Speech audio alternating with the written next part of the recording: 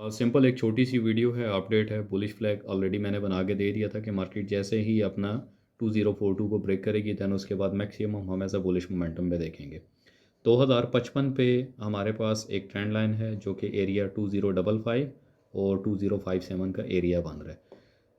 2048 weekly पॉविट है, कल का दिन अगर क्रॉस हो जाता है तो पॉविट पॉइंट वीकली अपसाइड मूव हो जाएगा।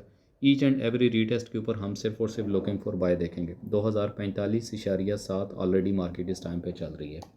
तो इसके साथ में अगर मैं आपको DXY का भी बता दूं तो DXY की टोटल जो मूवमेंट है इस टाइम पे राइट नाउ, DXY भी अपने वीकली पॉविट पॉइंट यानी वीकली जो उसकी ट्रेंड लाइन है उसके बिल्कुल करीब तरीन है। यहाँ से DXY अपना रिवर्सल बैक ले सकता है।